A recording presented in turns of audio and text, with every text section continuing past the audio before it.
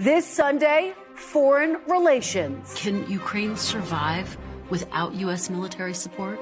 We will have a low chance to survive without support of the United States. My exclusive interview with Ukrainian President Volodymyr Zelenskyy as President Trump seeks to negotiate an end to the war in Ukraine. Do you think President Trump is negotiating in good faith? I hope so.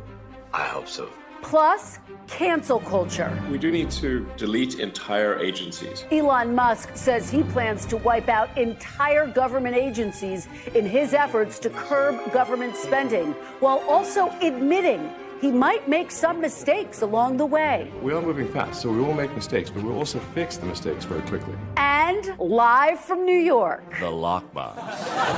Hey, Monica, you're fired. Our Meet the Moment conversation with Saturday Night Live's master impressionist Darrell Hammond as the show gets ready to celebrate 50 years of laughs. Joining me for insight and analysis are NBC News senior national political reporter Sahil Kapoor, Amna Nawaz, co-anchor of PBS NewsHour, Republican strategist Matt Gorman, and former White House press secretary Jen Psaki. Welcome to Sunday. It's Meet the Press. From NBC News in Washington, the longest-running show in television history, this is Meet the Press with Kristen Welker. Good Sunday morning. President Trump's foreign policy is facing its most urgent test of his new term as efforts ramp up to negotiate an end to Russia's war in Ukraine, which is about to enter its fourth year. World leaders gathered at the Munich Security Conference this weekend, where tensions mounted over mixed messaging from the president and his top officials. You've suggested several things that Ukraine should give up. The idea of NATO membership, territory that was seized back in 2014 by Russia. What should Russia give up? Russia has gotten themselves into something that I think they wish they didn't. NATO allies were reportedly blindsided by news of President Trump's call with Vladimir Putin and frustrated that Defense Secretary Pete Hegseth appeared to make concessions to Russia. The United States does not believe that NATO membership for Ukraine is a realistic outcome of a negotiated settlement. Hegseth, after a backlash, then saying everything is on the table.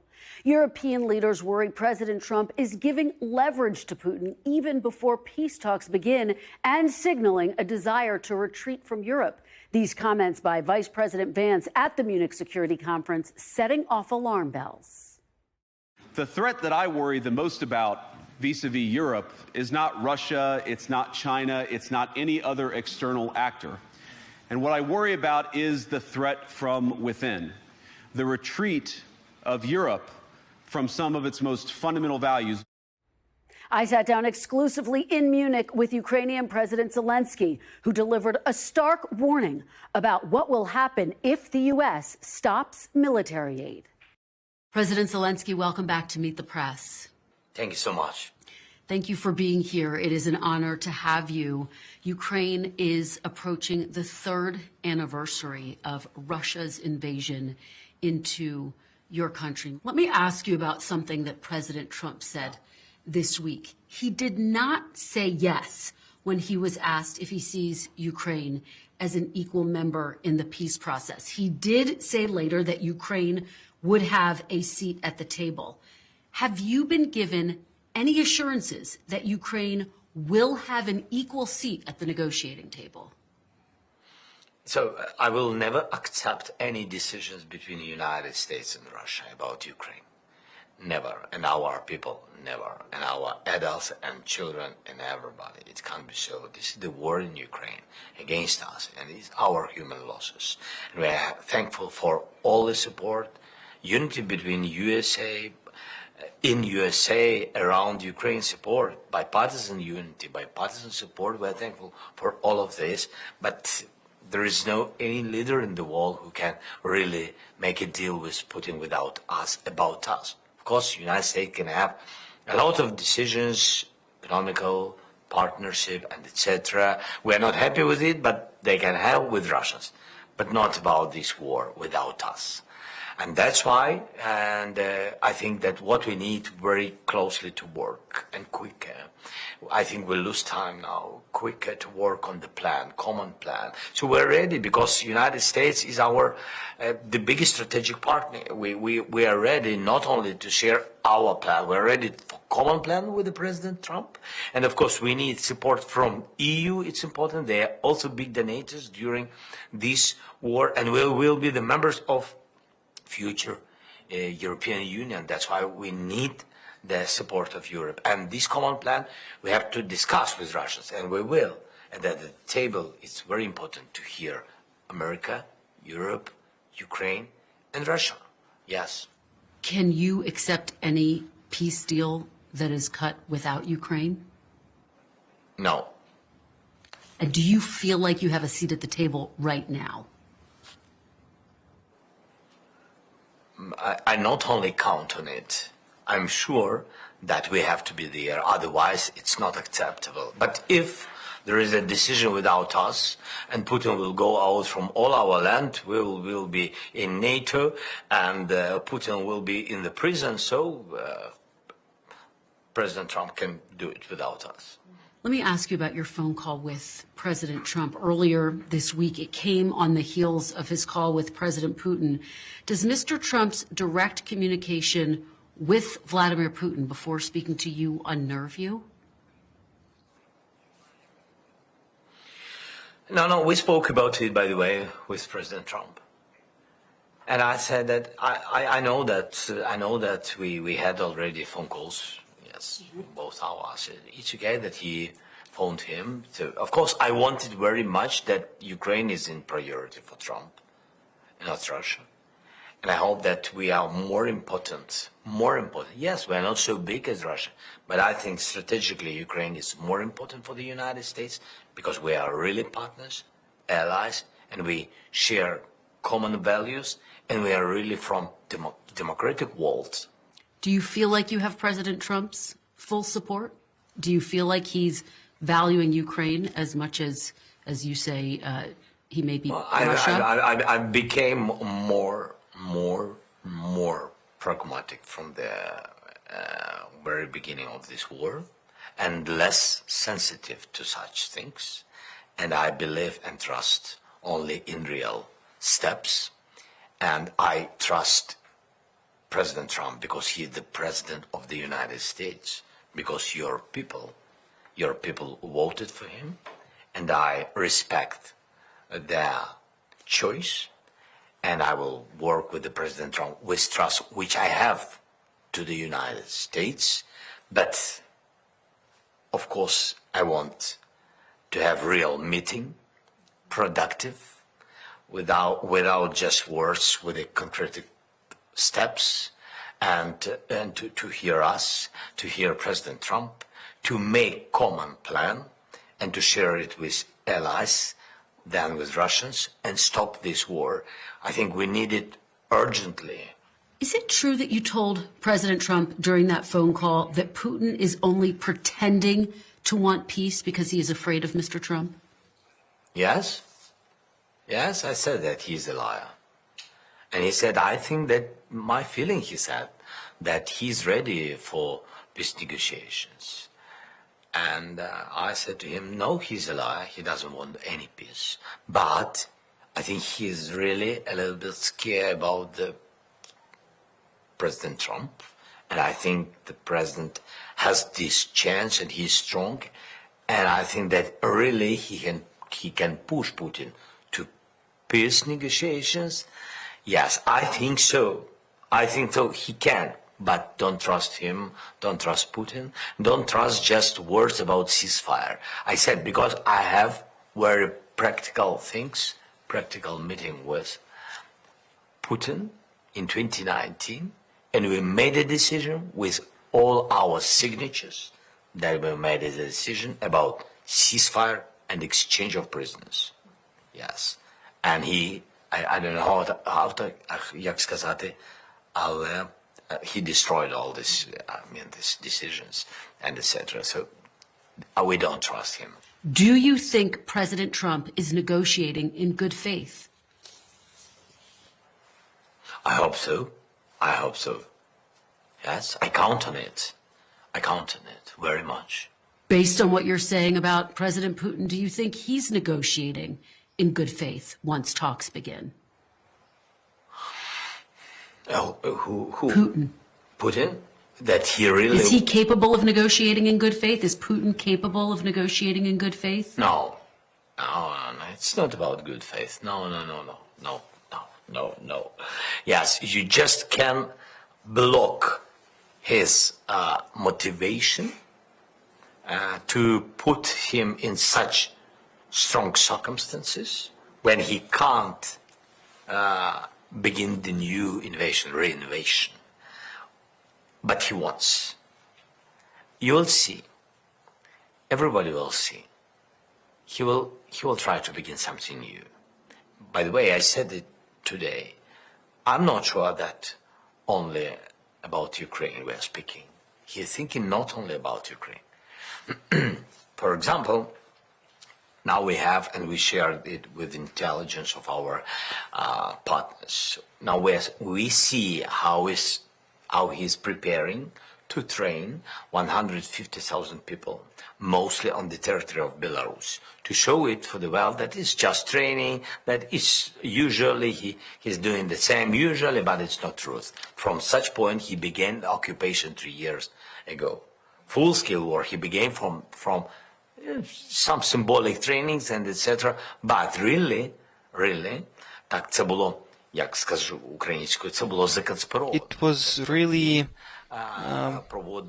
under conspiracy. So he conducted military training exercises on the territory of Belarus. He said that these are exercises that are always ongoing on Belarus territory, that they are allied states with Belarus and that they do regular business, but he started the invasion and the missiles in the first night flew from the Belarus and the invasion came from Belarus. We know for sure that he is preparing steps on the territory of Belarus this year. It can happen in summer, maybe in the beginning, maybe in the end of summer. I do not know when he prepares it, but it will happen. And at that moment, knowing that he did not succeed in occupying us, we do not know where he will go. There are risks that this can be Poland and Lithuania, because we believe that Putin will wage war against NATO. That is why I told you that. What is he waiting for? For a weakening of NATO by, for instance, policy of the United States of America. For example, that the United States of America will think to take its military from Europe. Yes, Putin thinks of that, but I will believe that the United States will not take its forces, its contingents from Europe, because that will severely weaken NATO on the European continent. Putin definitely counts on that. And the fact that we receive information that he will think of the invasion against former Soviet republics, and forgive me, but today these are NATO countries. Just to be very clear, you are saying you have actual intelligence that President Putin is planning to attack NATO countries. No, we have intelligence, we have documents that they are preparing trained mission of a big number of soldiers on the territory of Belarus. And we just sharing that there is a high risk that he can do the same, maybe not, God bless not, and maybe before it, President Trump and the allies will stop him. Yes, but anyway, I think that we have to prepare, yes, to prevent it, not to have such surprises that he will come back like it was 3 years ago with invasion to Ukraine. That is my point of view, not my point of view, that is our intelligence understanding. If you were sitting across from Vladimir Putin right now, instead of me, what would you say to him? I will speak, no, it's not about emotions, it's about how to stop him, So for me, he is a killer, and he will never change. And that's why this is the dialogue with the terrorist. This is a dialogue with a killer. I don't have such power, enough power to push him out. That's why I have to speak about it. So our allies can give me such power to push him out, but our allies decided to make a deal with Putin. But what can I say? What I'm ready. Of course, we don't want, to lose our people. And if it can be so in diplomacy to stop this war, so of course we are ready. Of course, we'll be happy with the peace. And when we come back, more of my exclusive interview with President Zelenskyy. Do you still think it's possible for Ukraine to win this war militarily?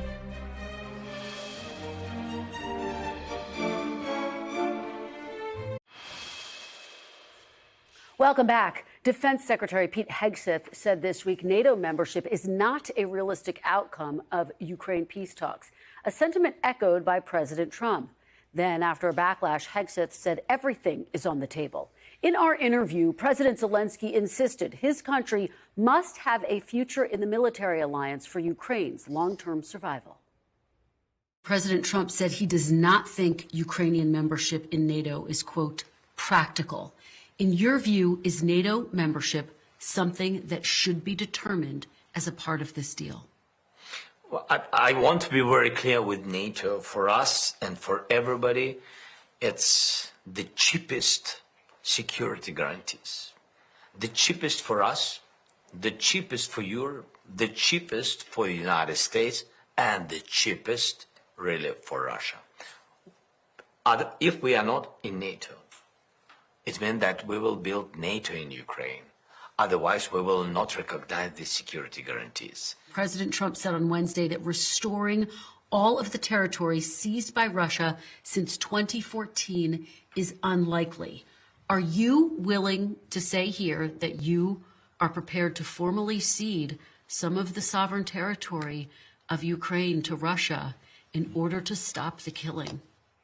Judicially, we will not recognize. Everybody understands that it's out of constitution to recognize our occupied territory like territory of Russia. We will never do it.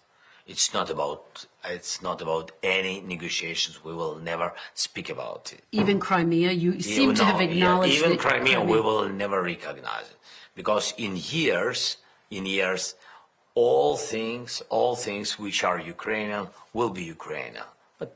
Maybe, I don't know when. But yes, we have to return it diplomatically. Yes, we can.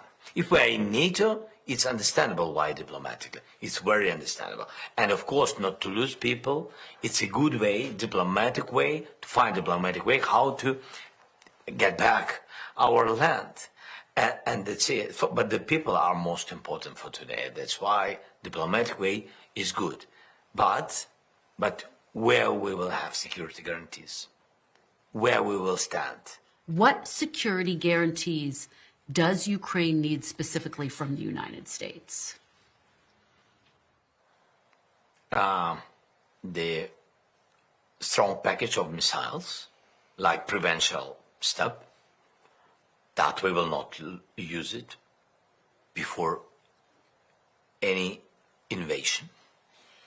We will not use it. But if they will do it, we will do it quickly. But it has to stand on our territory, not like it was before the full-scale invasion that White House put sanctions after invasion. No. And gave us weapons after invasion. No, they occupied big territory. If we could have before, they couldn't occupy us. Yes, some territory, but not everything, because we've been without weapons. That's why strong package of missiles and big army. If we're not in NATO, as I said, comparable with Russians, not sure the same number, but comparable, not to give them possibility to occupy it. And it's psychologically it's very important, because psychologically it's a strong signal that Putin will not go if he understands that oppositely stay the same, comparable, the same number army. Can Ukraine survive without U.S. military support? Probably it will be very, very, very difficult.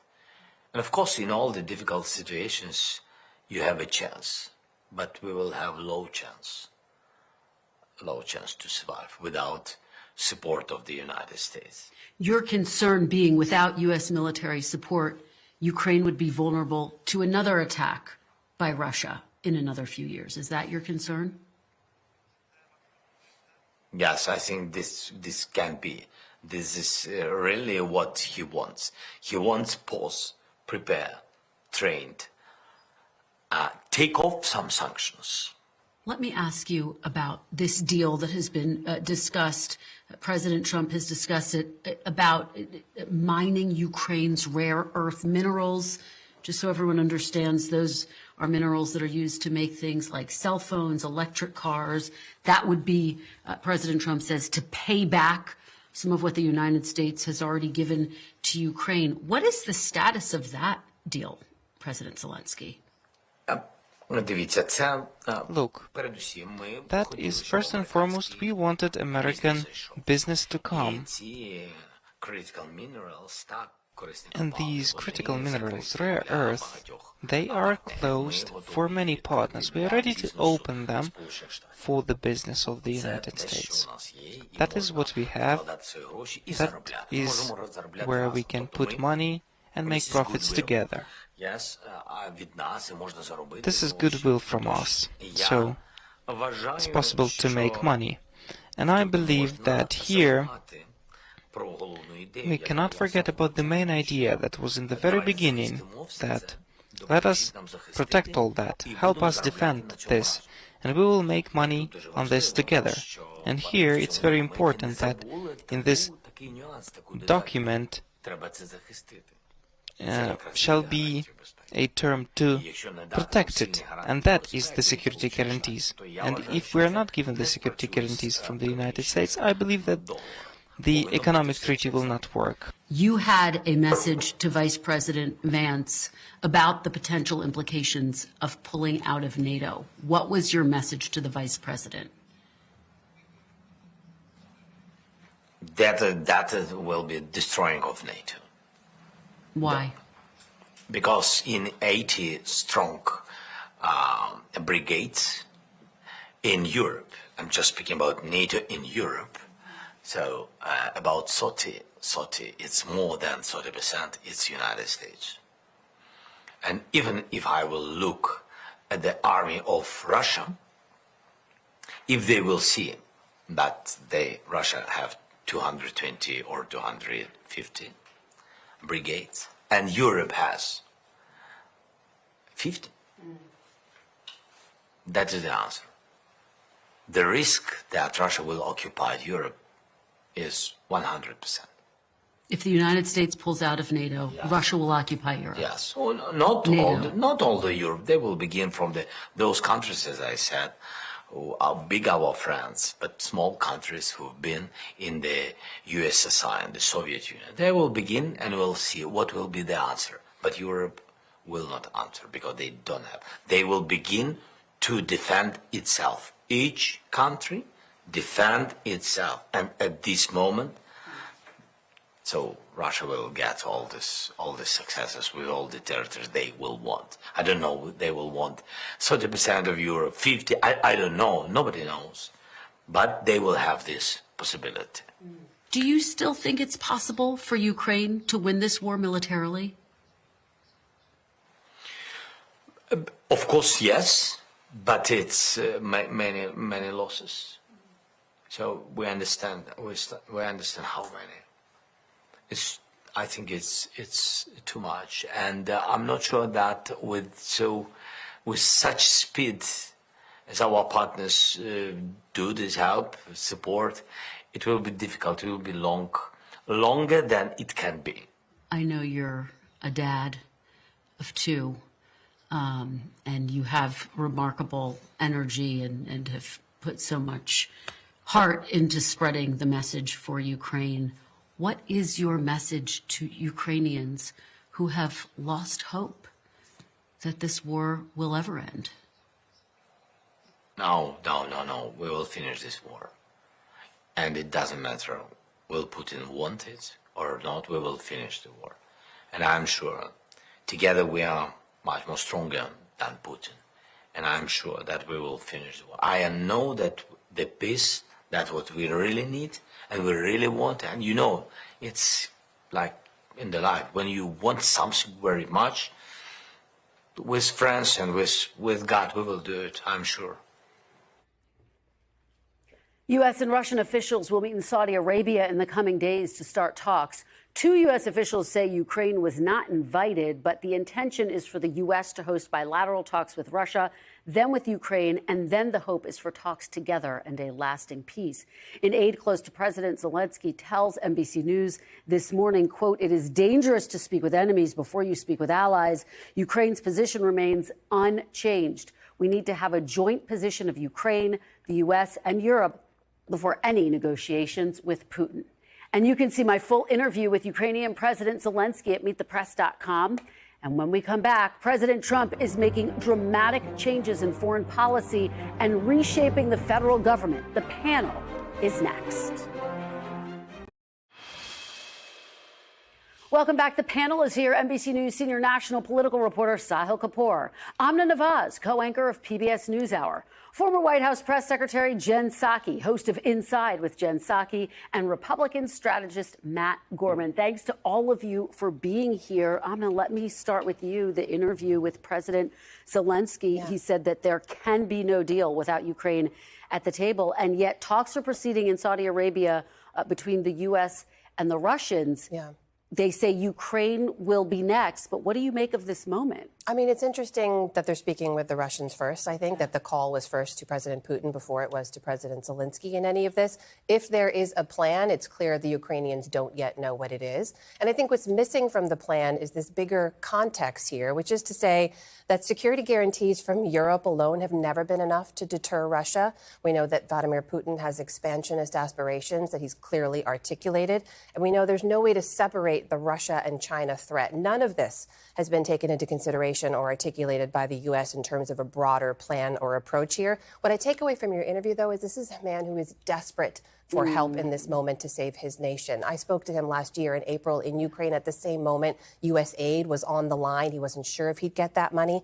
And he said back then he didn't know what a Trump presidency would bring, but that it could bring change. He's having to deal with that reality now. I will say if there's a Trump plan for peace, tactically, I'm not sure how it makes sense to concede two of Russia's biggest points before you even begin to negotiate. Well, and that's what European officials were saying, Jen, that basically they were taking bargaining chips off the table before these talks had really begun. They're trying to get this deal for rare earth minerals, the U.S. saying, give us 50% of your rare earth minerals. President Zelenskyy saying, not without security guarantees. He believes that is critical, quite frankly, to Ukraine's long-term survival.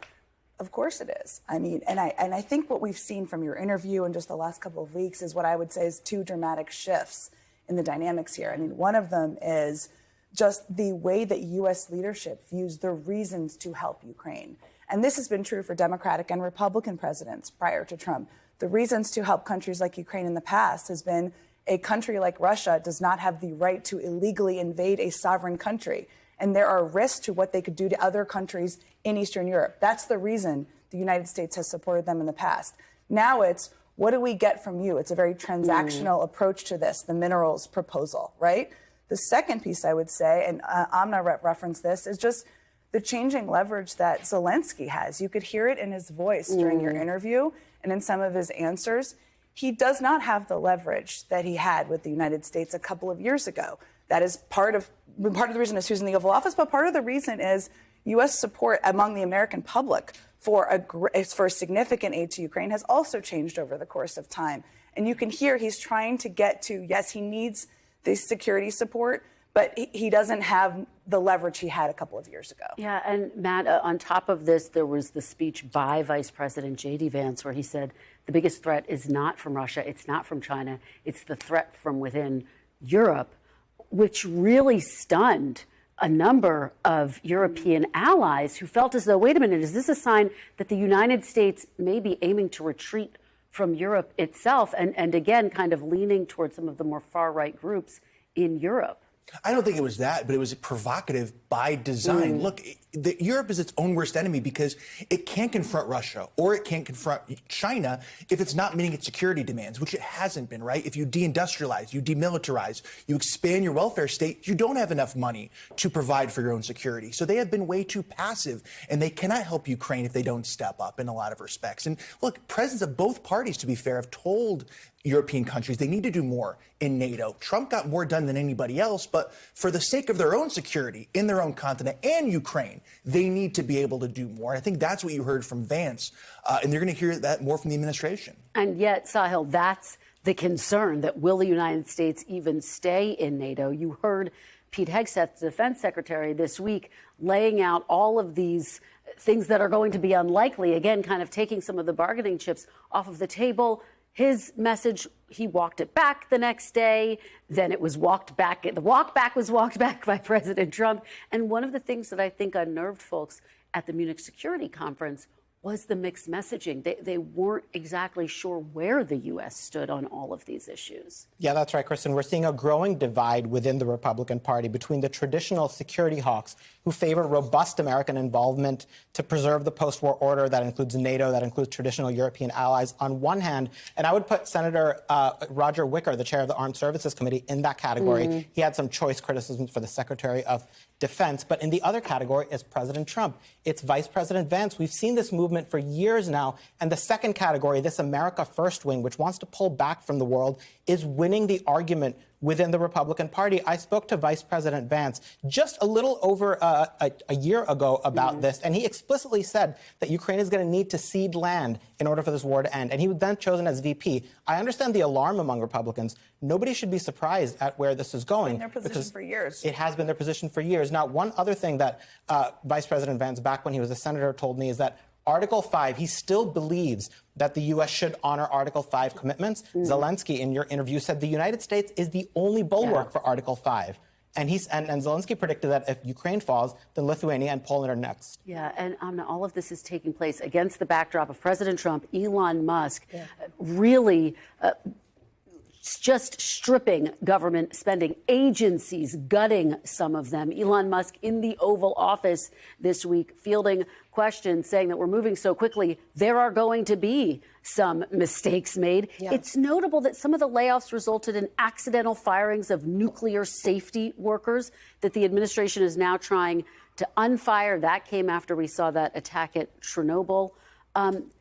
What do you make of the speed and breadth with which they are moving? I mean, there's the big picture here, which is that there's a private citizen who is an unelected billionaire who is operating with unprecedented power and influence within the government right now. Just put that over here in this bucket for a moment. You look at what DOGE has been doing, and I think this example of the nuclear staff raises the exact question. If the agency making these cuts itself isn't aware of what it's cutting in the moment, then how can the American people understand what's happening at all? The question is this, no one will disagree that there's fraud and waste in the government. I spoke to the former head of the Government Accountability Office who said absolutely.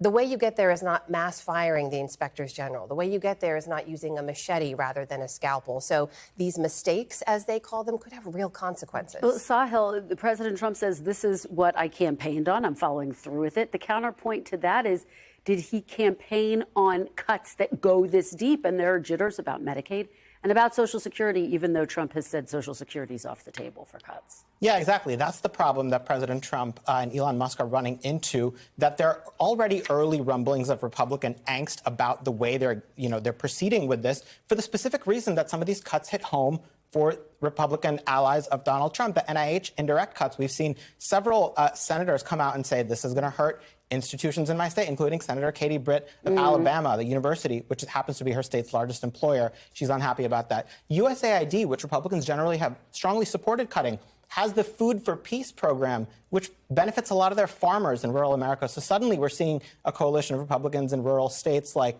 North Dakota, like Kansas, saying, save the Food for Peace program. Our farmers sell money to the government, and it helps combat starvation around the world. We're also seeing discontent about the federal workforce cuts from senators like Bill Cassidy in Louisiana, Lisa Murkowski in Alaska. The big picture issue that Trump is about to run into is that red states are disproportionately more dependent on the federal government. In other words, they take more from the U.S. Treasury than they pay in contrast to blue states. So you can't take a meat axe to the federal government without drawing some blood in Trump country. Jen, I see you nodding along. This, I think, this is such a key part. It is, I'm for cuts, but not if they impact me. And you mentioned some of the specific examples, Senator Britt, Senator Budd in North Carolina, who have complained about the NIH cuts.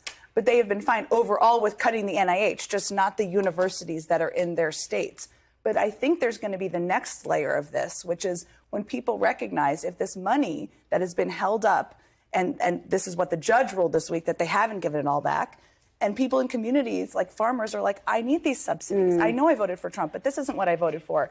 Wait, my kids rely on this early childhood education center. Wait, Medicaid helps me get health care.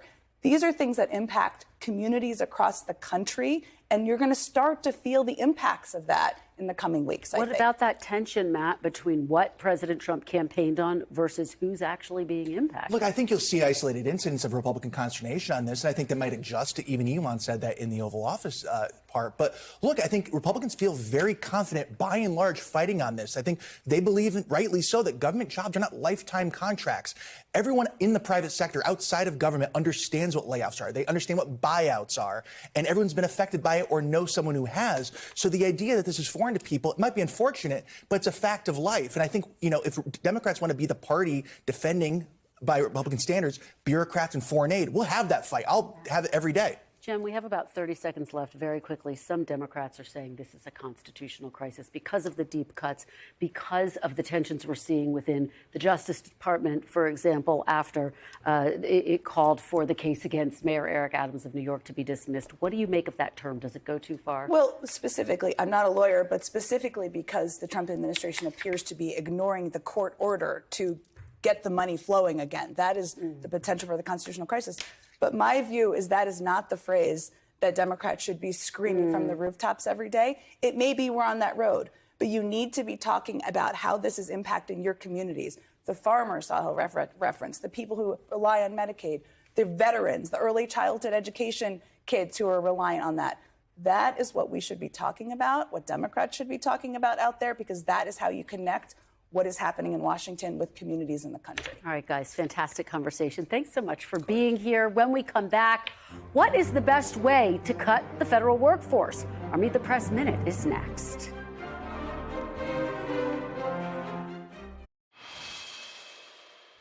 Welcome back. Thousands of federal workers have been fired and many more have taken buyouts as President Trump and Elon Musk ramp up their dismantling of the federal government. While their approach is unprecedented in scale, the debate over government spending is as old as Washington itself. But in a 2012 interview with Meet the Press, President Barack Obama made the case that cutting costs isn't always the right answer. You are not only going to cut your way to prosperity. One of the fallacies, I think, that has been promoted is this notion that deficit reduction is only a matter of cutting programs that are really important to seniors, students, and so forth. That has to be part of the mix. But what I ran on, and what the American people elected me to do, was to put forward a balanced approach, to make sure that there's shared sacrifice, that everybody is doing a little bit more. And it is very difficult for me to say to a senior citizen or a student or a mom with a disabled kid, you are going to have to do with less, but we're not going to ask millionaires or billionaires to do more. When we come back, Saturday Night Live celebrates 50 years. Our Meet the Moment conversation with Darrell Hammond is next.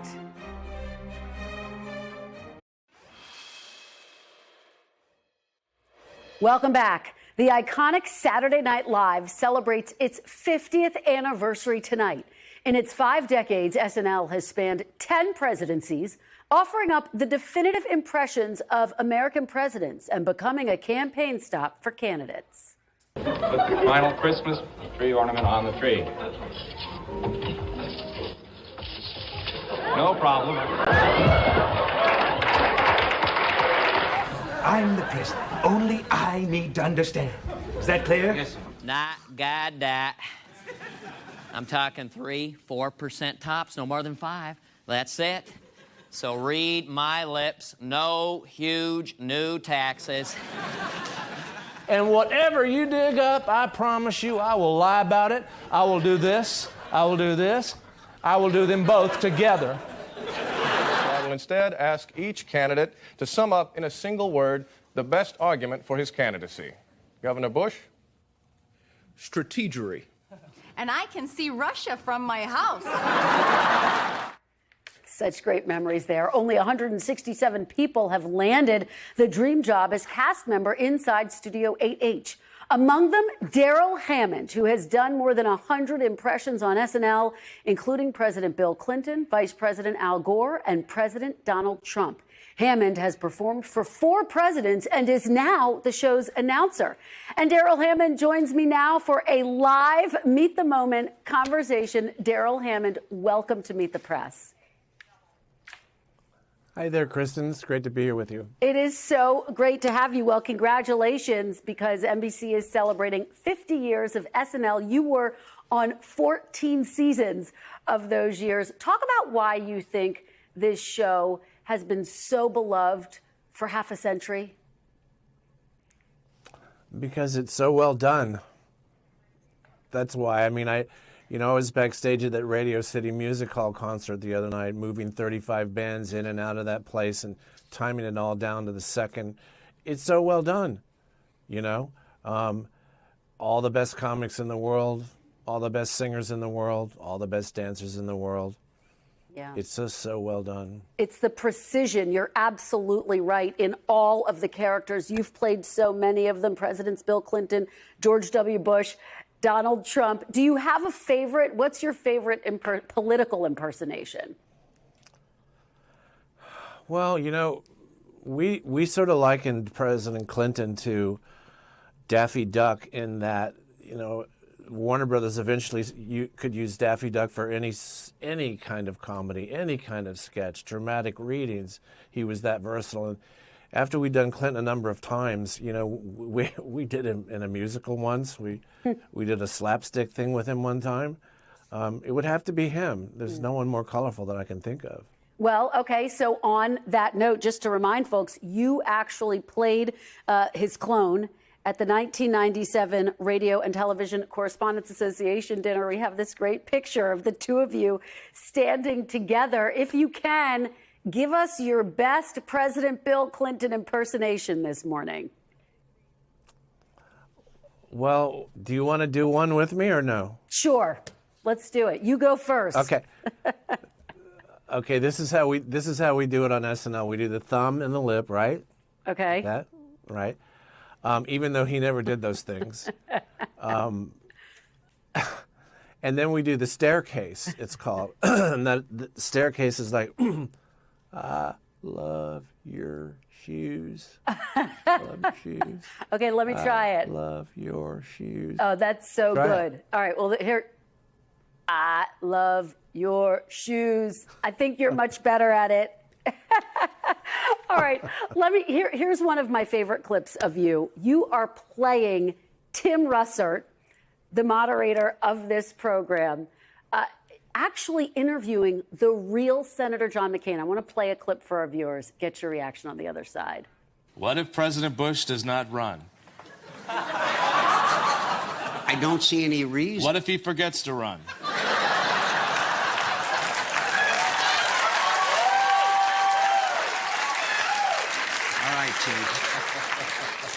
All right, Tim. The president forgets to run for re-election, and the Republicans are without a candidate. Does John McCain then step in to fill that void? I would call the president and remind him to run.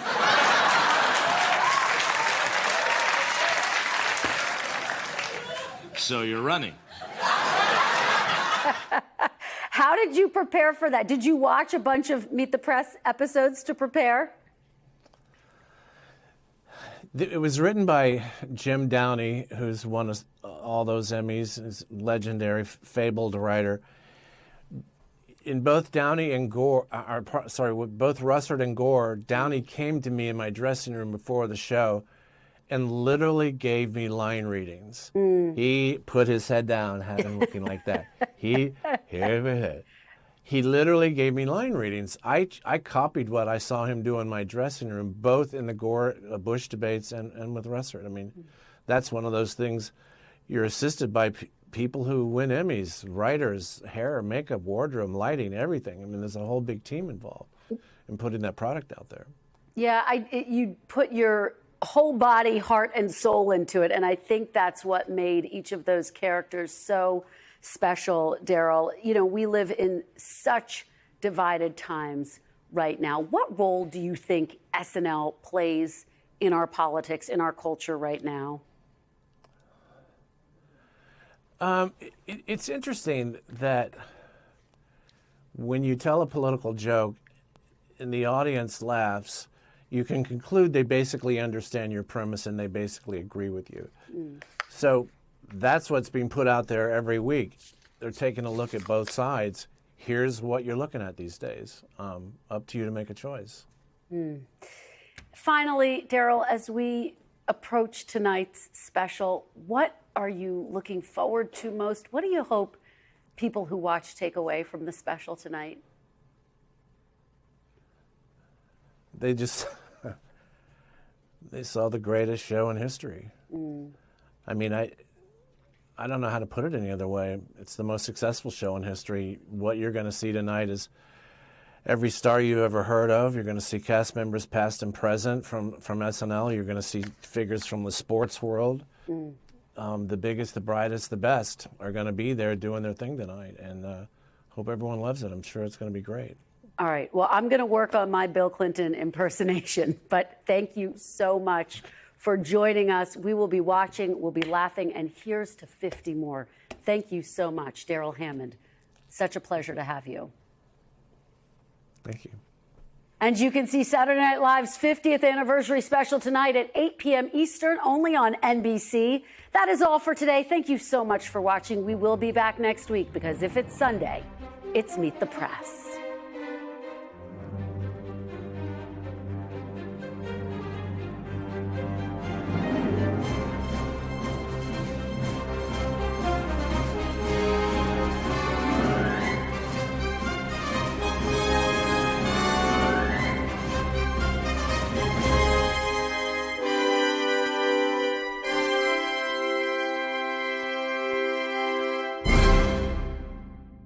Thanks for watching. Stay updated about breaking news and top stories on the NBC News app or follow us on social media.